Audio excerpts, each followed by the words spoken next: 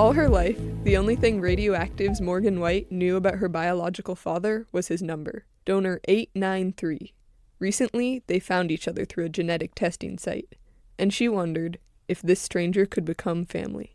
After years of wanting a baby, my mom made the decision to have a child alone, using a sperm donor. So here's the paperwork, Northwest Andrology and Cryobank. She had hundreds of donors to choose from.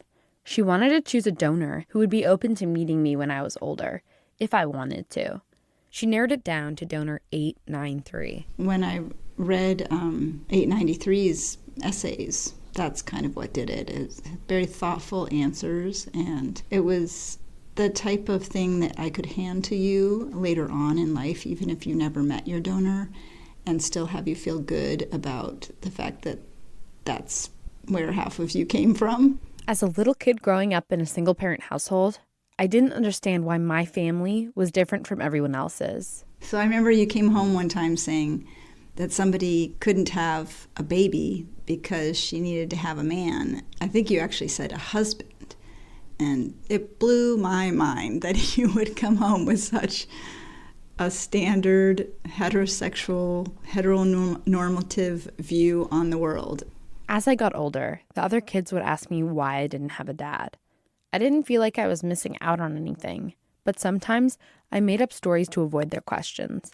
One time, I told a friend my dad was captured and killed by pirates. So I didn't grow up with a dad, but I did grow up with half-siblings. The donor sibling registry connects families who use the same donor. So I've known about most of my half-siblings since I was 2. We all live in different places, but we keep in touch over social media and in a group chat. The chat is called Club 893. Last January, things changed for our group. The genetic testing site 23andMe matched some of us with donor 893.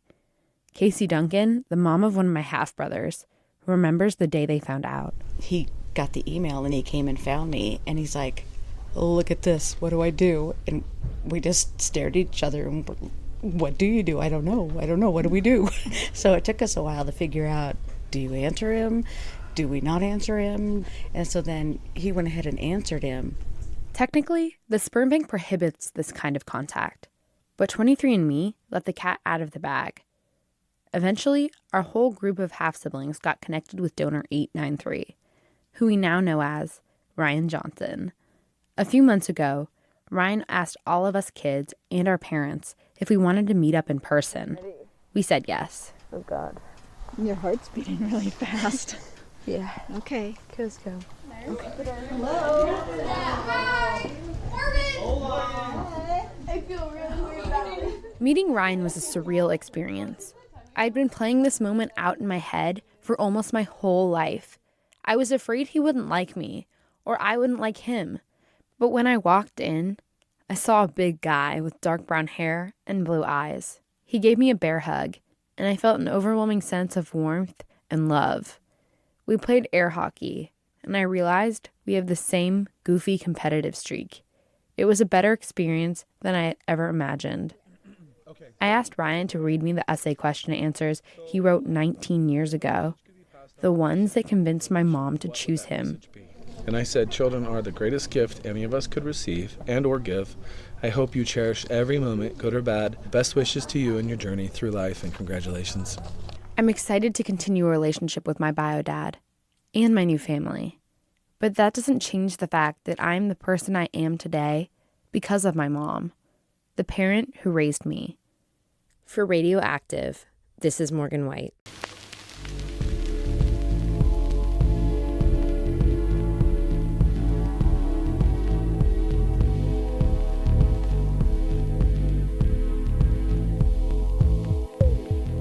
$8,000 to 12,000 children in the state of Washington have some form of autism.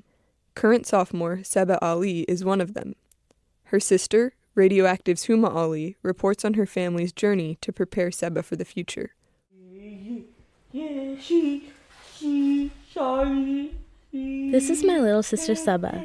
She's stubborn, clever, and gets what she wants. When she's in a good mood, she laughs a lot. But you know teenagers, they're moody. Saba has autism. She's nonverbal and low functioning. This means she has trouble with basic tasks. She can't shower, change her clothes, or prepare food on her own. My family is preparing Saba for graduation in a few years by setting goals for her, to clean up after herself and do chores around the house, even to go to bed in a timely manner. Time to go to bed. That's my dad, Nasir Ali. He stays at home full time. Every morning he wakes up at 6 a.m. and makes Saba breakfast, cinnamon raisin toast and an apple. My aunt lives with us and takes care of Saba too. My mom supports the family as a doctor. But we still struggle to find help to care for Saba, especially when it comes to keeping her occupied. You have this person who is not much interested into anything and cannot stay engaged into any activity for any serious length of time, more than 5 minutes. Then the biggest challenge becomes is what do you do with their time? That's why school is so important. All day, Saba's on schedule, from field trips to art projects to riding her tricycle. But Saba is a sophomore right now. In 3 short years, Saba will leave our brick-bound high school and her yellow school bus won't come every morning. Taking care of Saba is physically and emotionally demanding and really expensive. I mean, everything changes. Your cost of food goes up because the kind of food she eats and the amount of food she destroys. Same with her clothing, how frequently we have to go through that. I mean, your water bill goes up dramatically, the amount of water she uses in bathing every single day. Her needs are probably $50,000 to $100,000 a year. Without the support provided by the high school, we will need to grow Saba's team, not only to keep her engaged, but to build her independence. Let's roll. We got stuff to do. Erica Gentry provides behavioral therapy services. She works with Saba to build life skills for a few hours every day. Did you know that she didn't know how to buckle her seatbelt before without me having to get in the back seat and doing it for her? Trust me, it's been a year in that making for me to get her to buckle her seatbelt by herself. I didn't realize how far Saba has come. This progress is a big deal. With Erica's help, Saba has started to do things she's never done before. Take out the trash, look both ways before crossing streets, and use the key to unlock the car door. Not that she drives. Turn this way. Turn this way. Remember? Yeah, turn it. Yeah, there you go. Now open it. Get on it. I don't think Saba will get into our green car, let the engine roar, and skirt around the corner onto I-5 anytime soon. It's likely Saba may never lease an apartment and live on her own. But Erica's the training wheels on Saba's bumpy road to independence.